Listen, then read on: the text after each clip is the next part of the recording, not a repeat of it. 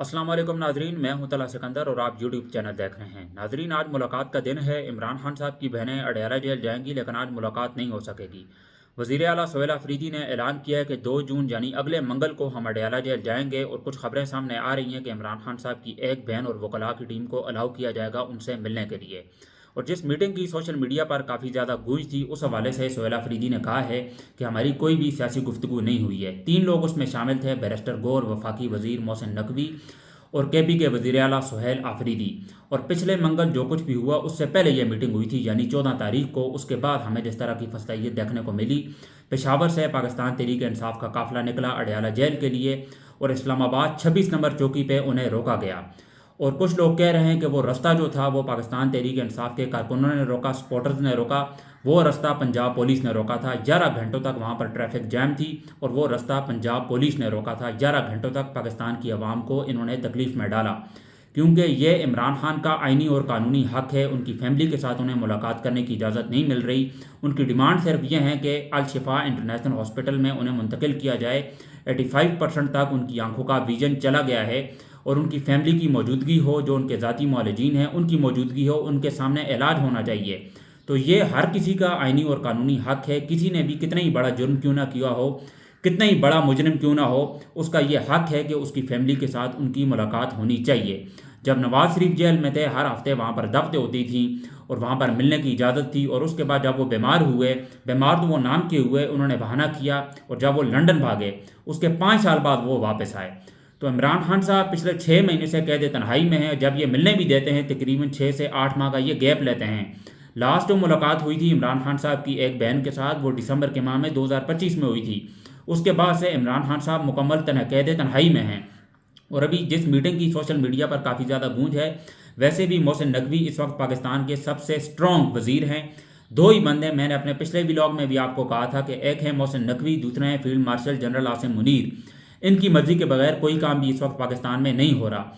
और जब ये लास्ट जो मीटिंग हुई थी, ये जो खुफिया मीटिंग हुई थी, उसके बाद से ही बुशरा बीबी की बेटी को अलाउ किया गया था उनसे मिलने के लिए। और मोहसिन नकवी ने एक तरह से बताया कि वज़ीर दाखिला मैं हूँ और मेरी कितनी ताकत है, आपने अदालती हर तरीके आजमा लिए हैं, लेकिन मैंने जब कहा है तो आपकी मुलाकात हो गई है। तो आप इससे ही अंदाज़ा लगा सकते हैं कि मोहसिन नकवी की इस वक्त कितनी स्ट्रॉन्ग पोजीशन है। पीसीबी के चेयरमैन भी हैं, काफ़ी सारी मिनिस्ट्रीज़ उन्होंने संभाली हुई है। हर वक्त वो field marshal general Asim Munir के साथ होते हैं, कभी तेहरान, कभी चाइना, और जहाँ के भी फील्ड मार्शल जाते हैं मोहसिन नकवी उनके साथ होते हैं। तो इमरान खान साहब के साथ ये बहुत बड़ा जुल्म है कि उनकी जो मुलाकात है ईद के मौका पे भी उनकी फैमिली के साथ नहीं हो रही है। तो अगले मंगल को अब ये कुछ खबरें सामने आ रही हैं कि इमरान खान की उनकी फैमिली के साथ मुलाकात हो जाएगी। हो सकता है नूरीन न्याजी साहिबा को अलाउ किया जाए उनसे मिलने के लिए, और कुछ जो वकला हैं उन्हें भी इजाज़त दी जाए खान साहब से मिलने के लिए। और एक तरफ 28 अमेंडमेंट ये नाफिज होने के भी अभी काफ़ी ज़्यादा चांसेस हैं। और इस वक्त मुस्लिम लीग नून और पीपल्स पार्टी के ऊपर भी इस हवाले से काफ़ी ज़्यादा प्रेशर है। तो उन्हें डराने के लिए भी ये मोहसिन नकवी ने जो खुफिया मीटिंग की है कि हम उन्हें बता सकें कि हमारे पास एक और ऑप्शन भी है इमरान खान की सूरत में। लेकिन बात यह है कि इमरान खान ने कॉम्प्रोमाइज़ नहीं करना, इमरान खान साहब ने कोई डील नहीं करनी। मौजूदा निज़ाम को वो मानते नहीं हैं, वो अपने हिसाब से ही चलेंगे। उनकी जो अपनी डिमांड्स है वो जब तक पूरी नहीं होंगी तब तक इमरान खान साहब किसी से भी डील नहीं करने लगे हैं। तो आज का जो दिन है वो भी काफ़ी ज़्यादा अहम होने वाला है। कुछ हमें बड़ी तादाद में लोग देखने को मिल सकते हैं। मुझे नहीं लगता आज इतने ज़्यादा लोग होंगे, क्योंकि वज़ीर आला जो सोहेल अफरीदी हैं वो आज नहीं आ रहे। उन्होंने ऐलान किया कि वो अगले मंगल यानी 2 जून को अडयाला जेल आएंगे। तो अगले मंगल हमें ईद के बाद वैसे भी काफ़ी सारी पॉलिटिकल हैपनिंग्स होने वाली हैं, बहुत अहम अहम खबरें होने वाली हैं। और ये जो लाइमलाइट वाला मसला है ईरान और अमेरिका का, ये भी काफ़ी ज़्यादा ईद के बाद और ज़्यादा फैल जाएगा। अभी आपको मैं दूसरी खबर की तरफ ले चलता हूँ। वो है डोनाल्ड ट्रंप ने एक ट्वीट किया है, और बहुत ही अहम ट्वीट किया है, जिसमें उन्होंने कहा है कि जितने भी ये जो मुस्लिम कंट्रीज़ हैं, अरब कंट्रीज़ हैं, उसमें पाकिस्तान का नाम भी शामिल है। और फील्ड मार्शल का स्पेशली उन्होंने नाम लिया है। मिडल ईस्ट के जितने भी कंट्रीज़ हैं उनके जो हेड ऑफ़ द स्टेट्स हैं उनके नाम भी शामिल हैं उसमें, कि इन सब को इसराइल को तस्लीम करना है, इब्राहिम अकॉर्ड का हिस्सा बनना है, और ये सारे के सारे इसराइल को तस्लीम करेंगे। तो डोनाल्ड ट्रंप आप सरेआम कह रहे हैं कि इन्हें ये तस्लीम करना होगा। उन्होंने ट्वीट भी किया है कि इब्राहिम अकॉर्ड का ये सारे कंट्री हिस्सा बने, जिसमें सऊदी अरब शामिल है, कतर, यूएई, पाकिस्तान, जॉर्डन, ये सारे कंट्रीज़ के नाम उसने शामिल किए हैं। और अब वो सरेआम कह रहे हैं कि इन सारे कंट्रीज़ को ابراہیم اکارڈ کا حصہ بننا چاہیے اور یہ اسرائیل کو تسلیم کریں گے۔ اب پاکستان اس حوالے سے کیا موقف لے گا؟ ابھی recently field marshal general Asim Munir نے ایران کا دورہ کیا ہے، وہاں پر کس طرح کے ان کے جو ڈیلز ہیں وہ طے پائی ہیں، کیونکہ امریکہ کا ہی پیغام یہ لے کر گئے تھے، اور ایران کو بھی اس بات کا پتہ ہے کہ فیلڈ مارشل جو ہیں یہ امریکہ کے بہت بڑے حمایتی ہیں۔ ایران کو پورا یقین نہیں ہے پاکستان کے اوپر بھی۔ یہ جو 6 ہفتے کا جو سیز فائر تھا، اس حوالے سے آپ وہ کہہ رہے ہیں کہ اسے جنگ بندی میں منتقل کیا جائے۔ امریکہ جو ہے وہ اپنی ڈیمانڈ سامنے رکھ رہا ہے، ابنائے ہرمز کے حوالے سے بھی، اور بھی کافی ساری ڈیمانڈ ہے یورینیم کی، اور جو نیوکلیر پروگرام ہے ایران کا وہ چاہتا ہے کہ یہ مکمل طور پر ختم کرے۔ لیکن اس وقت بات یہ ہے کہ فیلڈ مارشل جو ہے وہ یہ معاملات لگے ہوئے ہیں اس وقت، اور عید کے بعد یہ اور زیادہ ہائی لائٹس ہوں گے کہ پاکستان نے کس طرح کا سٹانس لیا ہے۔ دیکھیں ایران اور امریکہ کی جو جنگ ہوئی ہے اس میں سب سے زیادہ جو نقصان ہے وہ پاکستان کو ہوا ہے۔ جتنی بھی مصنوعات ہیں ان کی قیمتوں میں اضافہ ہوا ہے، سب سے زیادہ وہ پاکستان میں ہوا ہے۔ انڈیا میں پیٹرول کی قیمتوں میں اضافہ نہیں ہوا، پاکستان میں ہوا ہے۔ بنگلہ دیش میں بہت ہی کم روپے جو ہے میرے حال میں اضافہ ہوا ہے۔ پاکستان میں اس قدر مہنگائی بڑھ گئی ہے، اب جو غریب آدمی ہے وہ سروائیول موڈ میں ہے۔ وہ کہتا ہے کہ بس جہاں پر آپ غریب آدمی دیکھیں جو موجودہ نظام سے ان کی اپیل یہ ہے کہ وہ اسے مار دیں وہاں پر ہی۔ آپ اس طرح مارنے سے اچھا ہے اب ہم سروائیول موڈ میں ہیں۔ پاکستان سچ میں اس وقت رہنے کے قابل رہا ہی نہیں ہے۔ اس وقت جو نوجوان ہے وہ کسی طرح بھی اس ملک سے باہر جانا چاہتا ہے، اپرچونٹیز نہیں ہیں۔ ہر سال ویسے بھی 10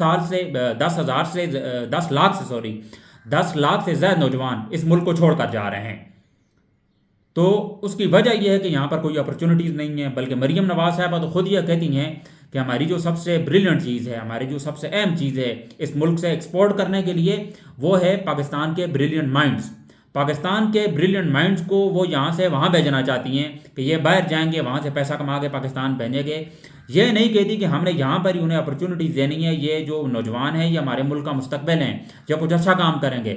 اس حوالے سے کوئی کام بھی، اس حوالے سے کوئی اعلان بھی انہوں نے نہیں کیا، بلکہ یہ کہتی ہیں کہ ہم نے بڑی سہولتیں دی ہوئی ہیں۔ آپ ذرا ساؤتھ پنجاب کی حالت دیکھ لیں، فلڈ جب آئے انہوں نے کس طرح کی ہیلپ کی ہے پاکستان کی۔ سانحہ مرید کیا ہوا، خواتین کا جو ہے خواتین کو سڑکوں میں گھسیٹا گیا، چار دیواری کا انہوں نے تقدس، مطلب پچھلے 4 سالوں میں پاکستان اتنا بری طرح سے پاکستان کا ڈاؤن فال ہوا ہے کہ اس طرح کی فسطائیت، اس طرح کا ظلم ہم نے پچھلے 70 سالوں میں نہیں دیکھا۔ پاکستان دہشت گردی کے سپورٹ پہ نمبر 1 پہ آیا ہے، معیشت ہماری تباہ ہوئی ہے، ایکسپورٹ میں اس قدر زیادہ کمی آئی ہے۔ عمران خان کے دور میں ہماری جو اکانومی تھی وہ بہتر ہو رہی تھی، ایکسپورٹ میں اضافہ ہو رہا تھا، انٹرنیشنل پلیٹ فارم میں وہ بڑے اچھے طریقے سے پاکستان کو ریپرزینٹ کر رہے تھے۔ رشیا وہ گئے وہاں پر سستا تیل خریدنے کے لیے۔ ابھی یہ جو دورے کر رہے ہیں پچھلے 4 سال سے، شہباز شریف نے پورا میرے حال میں دنیا تو انہوں نے گھوم لی ہے، کبھی سوئٹزرلینڈ، کبھی آسٹریا، کبھی امریکہ، کبھی چائنا، اور ابھی وہ کہہ رہے ہیں کہ یہ تاریخ ساز دورہ ہے۔ تاریخ ساز دورے یہ کب تک چلتے رہیں گے؟ آپ نے پاکستان کی عوام کو کیا ریلیف دیا ہے؟ تاریخ ساز دورے تب ہوتے آپ پاکستان کی عوام کو بھی کچھ چھوڑتے۔ اس وقت جو پیٹرول کی قیمتیں ہیں وہ 200 سے بھی نیچے ہوتی۔ عمران خان کے دور میں، کووڈ کے دور میں جو پیٹرول کی جو عالمی منڈی میں قیمت تھی وہ کافی زیادہ تھی، پھر بھی 150 روپے فی لیٹر آپ کو پیٹرول مل رہا تھا۔ اس وقت حال یہ ہے کہ عالمی منڈی میں پیٹرول کی قیمتیں کم ہیں، لیکن 415 روپے فی لیٹر ابھی پیٹرول مل رہا تھا، پھر انہوں نے 5 یا 6 روپے کم کیے۔ تو یہ کس طرح کا مذاق آپ کر رہے ہیں پاکستان کی عوام کے ساتھ؟ پاکستان کی عوام کا آپ نے جینا آرام کیا ہوا ہے۔ پاکستان کی عوام کو مہربانی کر کے آپ بخش دیں۔ غریب عوام آپ یہی چاہتی ہے کہ آپ ہمیں سے قتل ہی کر دیں، آپ ہمیں مار ہی دیں، جہاں آپ غریب لوگ دیکھیں آپ ہمیں مار دیں۔ ہم اس ملک میں آپ جینا نہیں چاہتے، ہم اس ملک میں رہنا نہیں چاہتے۔ کب تک آپ اس طرح ہی پاکستان کی عوام کے ساتھ کرتے رہیں گے؟ پاکستان کے عوام کے ساتھ مذاق کرتے رہیں گے آپ؟ کبھی 6 روپے اوپر، کبھی 6 روپے نیچے۔ معیشت آپ نے ہماری تباہ کر کے رکھ دی ہے۔ اور فیلڈ مارشل یہ جو ہمارے D G I S P R ہیں کہتے ہیں کہ ہمارا سیاست کے ساتھ کوئی لینا دینا ہی نہیں ہے۔ آپ کا سیاست کے ساتھ سب سے زیادہ لینا دینا ہے۔ جب سے پاکستان آزاد ہوا ہے آپ ایک دن بھی چھٹی پہ نہیں گئے۔ فیلڈ مارشل کبھی ایران، کبھی چائنا، اگر ان کا کام یہ بنتا ہے، ان کا کام ہے کہ سرحدوں کی حفاظت کرنا، نہ کہ بیرونی دورے کرنا۔ کبھی یہ سوئٹزرلینڈ ہوتے ہیں، خوف ان کو اس قدر زیادہ ہے کہ جیکٹ پہن کے نیچے جاتے ہیں، بلٹ پروف جیکٹ پہنتے ہیں کہ کوئی مار نہ دے ہمیں۔ آپ کا کام بنتا ہے آپ امریکہ جا کر ان کے ساتھ ڈیل طے کریں، یا پرائم منسٹر کا کام بنتا ہے، وزیر خارجہ کا کام بنتا ہے یہ۔ آپ کبھی تہران، کبھی چائنا، ابھی چائنا بھی یہ گئے ہوئے ہیں یہ۔